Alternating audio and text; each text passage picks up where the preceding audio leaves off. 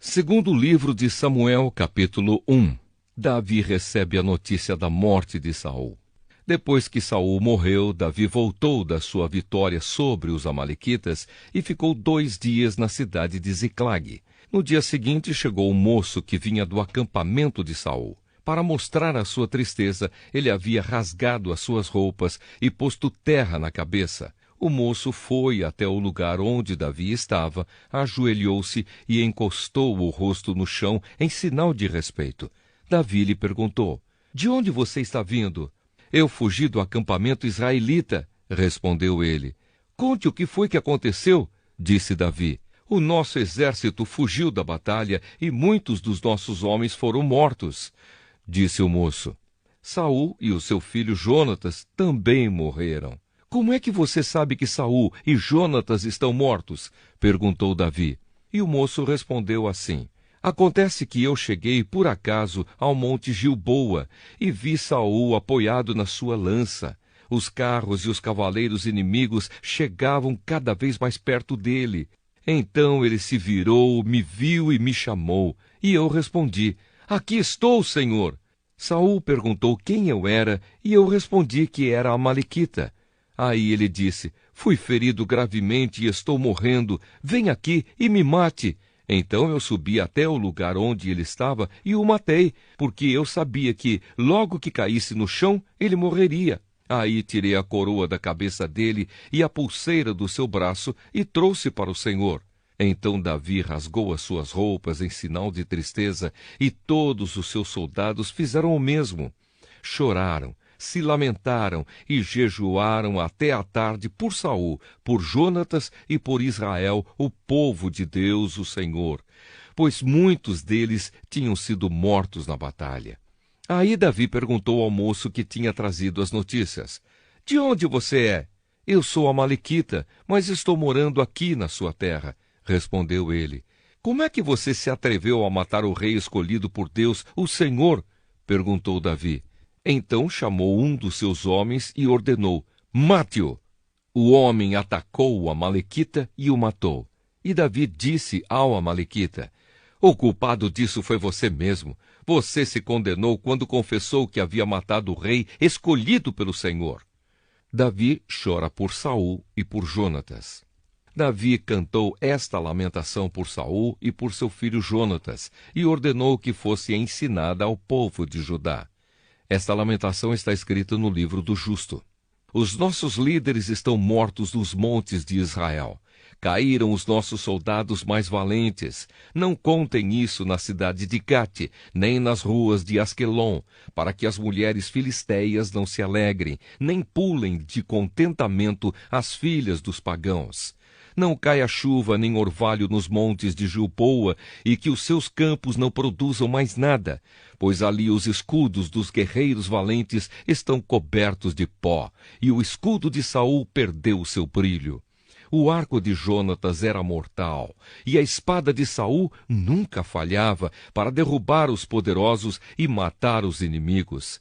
Saul e Jonatas, tão queridos e maravilhosos, juntos na vida, juntos na morte, eram mais rápidos do que as águias e mais fortes do que os leões.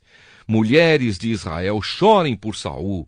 Ele vestia vocês com vestidos de fina lã vermelha e as enfeitava com joias de ouro. Os soldados mais valentes caíram e foram mortos na batalha. Jonatas está morto nas montanhas. Eu choro por você, meu irmão Jonatas, como eu o estimava. Como era maravilhoso o seu amor para mim, melhor ainda do que o amor das mulheres. Os soldados mais valentes caíram e as suas armas não têm mais utilidade. Segundo livro de Samuel, capítulo 2. Davi é feito rei de Judá. Depois disso, Davi perguntou a Deus, o Senhor: "Devo ir e governar alguma das cidades de Judá?" "Sim", o Senhor respondeu. "Qual delas?" perguntou ele. "Hebrom", foi a resposta. Então Davi foi para Hebrom, levando consigo as suas 2 esposas. Uma era Ainoã, da cidade de Jezreel, e a outra era Abigail, viúva de Nabal, da cidade de Carmelo. Davi também levou seus soldados com as suas famílias, e eles ficaram morando nas cidades vizinhas de Hebrom. Aí os homens de Judá foram a Hebrom e ungiram Davi como rei de Judá.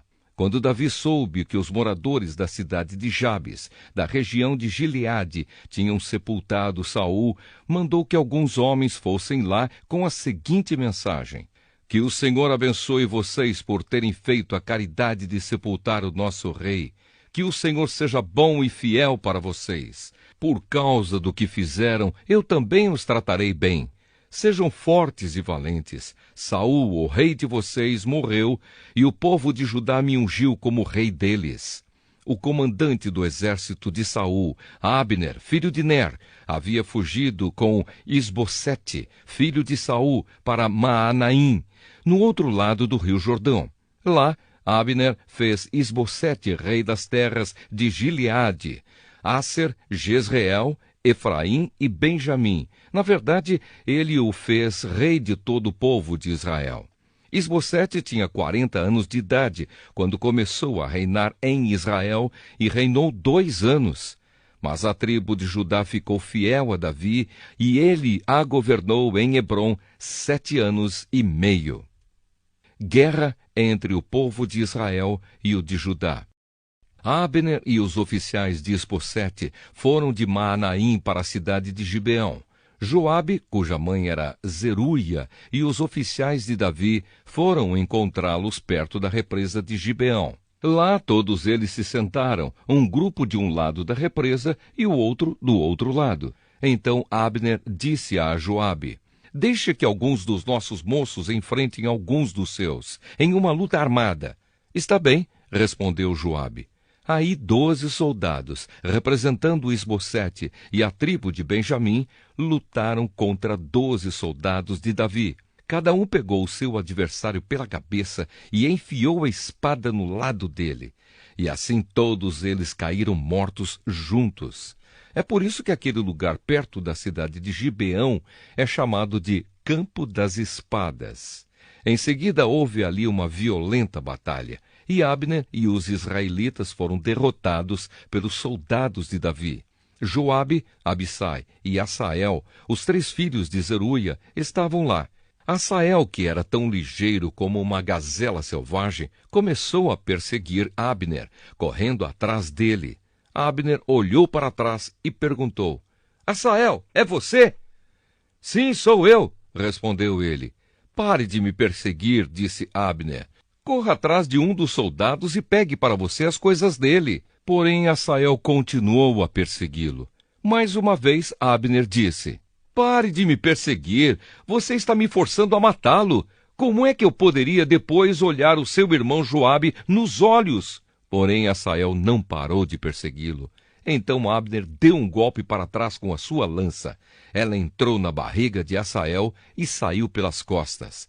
Ele caiu morto no chão e todos os que chegavam paravam no lugar onde ele estava caído. Mas Joabe e Abissai continuaram a perseguir Abner, e quando o sol estava se pondo, chegaram ao monte de Amá, a leste da cidade de Giá, na estrada que vai para o deserto de Gibeão. Os soldados da tribo de Benjamim se reuniram novamente em volta de Abner e ficaram no alto de um morro. Então Abner gritou para Joabe: será que vamos ter de continuar lutando para sempre? Você não vê que no fim não vai sobrar nada a não ser amargura?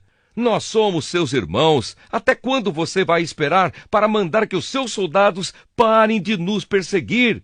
Joabe respondeu: juro pelo Deus vivo que se você não tivesse falado, os meus soldados continuariam a perseguir vocês até amanhã cedo. Então Joabe tocou a corneta.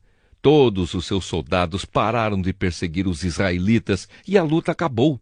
Durante toda aquela noite, Abner e os seus soldados marcharam pelo vale do Jordão. Atravessaram o rio Jordão e, depois de marcharem toda a manhã do dia seguinte, chegaram à cidade de Maanaim. Quando Joabe parou a perseguição, reuniu todos os seus soldados e viu que estavam faltando 19, além de Asael. Porém, os soldados de Davi haviam matado 360 soldados de Abner, todos eles da tribo de Benjamim. Aí Joabe e os seus soldados pegaram o corpo de Asael e o sepultaram no túmulo da sua família, em Belém. Então marcharam durante a noite inteira e, ao amanhecer, chegaram a Hebrom. Segundo livro de Samuel, capítulo 3. Durou muito tempo a guerra entre os que apoiavam a família de Saul e os que apoiavam Davi.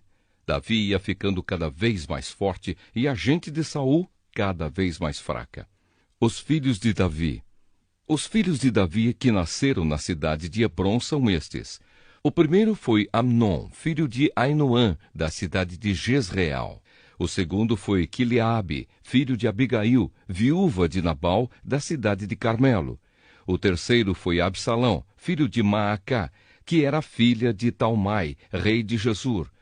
O quarto foi Adonias, filho de Agite.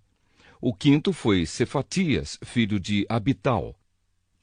O sexto foi Itrião, filho de Eglá, esposa de Davi. Todos esses filhos de Davi nasceram em Hebrom. Abner faz um acordo com Davi.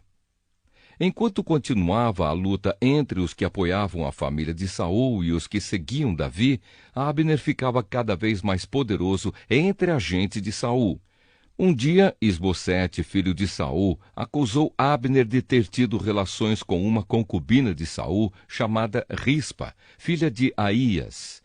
Abner ficou furioso com isso e disse: "Você pensa que eu sou traidor?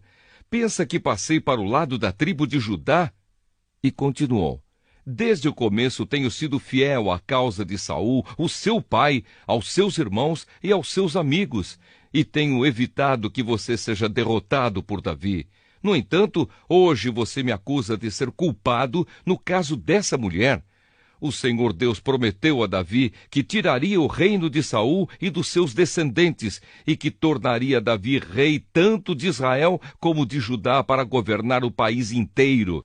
Que Deus me mate se eu não fizer que isso aconteça." Isbosete tinha medo de Abner, por isso não disse nada. Naquela época, Davi estava na cidade de Hebrom, e Abner lhe mandou mensageiros com o seguinte recado: "Quem vai governar esta terra? Faça um acordo comigo, e eu o ajudarei a levar todo o povo de Israel para o seu lado." Davi respondeu: "Muito bem, eu farei um acordo com você, porém com uma condição. Quando vier falar comigo, você vai me trazer Mical, filha de Saul." Então Davi mandou alguns mensageiros dizerem a Isbosete: "Entregue-me a minha esposa Mical. Eu paguei 100 prepúcios de filisteus para ter o direito de casar com ela." Então Isbosete mandou tirá-la do seu marido Paltiel, filho de Laís. Paltiel seguiu-a chorando pelo caminho até chegarem à cidade de Baurim. Aí Abner lhe ordenou: "Volte para casa." E ele voltou. Então Abner foi falar com os líderes de Israel. Ele disse: "Há muito tempo que vocês queriam que Davi fosse rei de Israel. Esta é a hora de agir. Lembrem que o Senhor disse: eu usarei o meu servo Davi para salvar Israel, o meu povo, tanto dos filisteus como de todos os outros inimigos." Abner falou também com o povo da tribo de Benjamim e depois foi a Hebrom para contar a Davi o que o povo de Benjamim e o povo de Israel tinham resolvido. Abner, com 20 homens, foi a Hebrom para se encontrar com Davi, e este lhe ofereceu uma festa. Abner disse a Davi: "Eu irei agora e conquistarei todo o povo de Israel para o Senhor, e eles o aceitarão como rei. Aí o Senhor terá o que deseja e governará o país inteiro." Então Davi deixou Abner ir embora em paz. Abner é assassinado.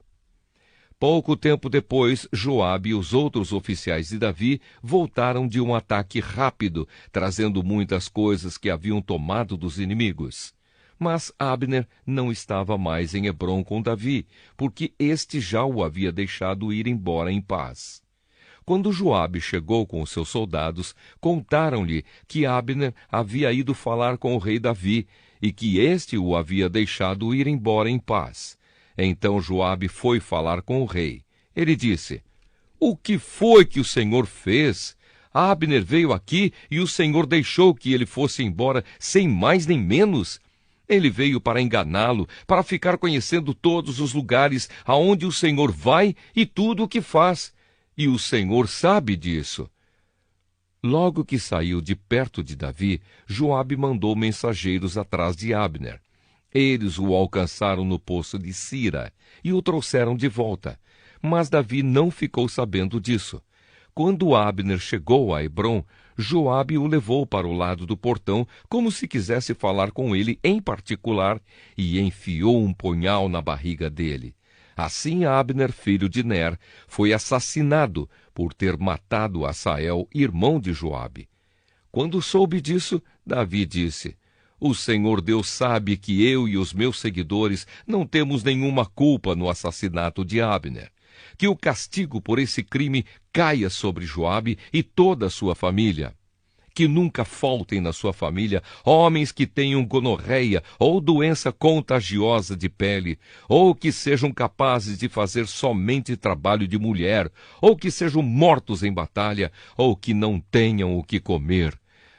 Assim Joabe e o seu irmão Abissai assassinaram Abner, porque ele havia matado Asael, o irmão deles, na batalha de Gibeão.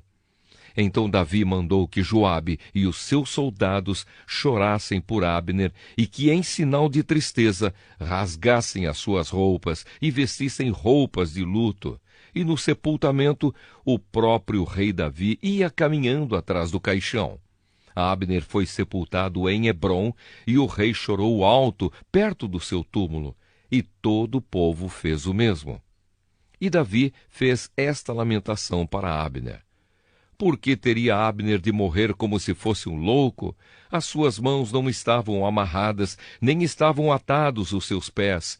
Ele morreu como alguém que é morto por criminosos. Então o povo chorou novamente por Abner.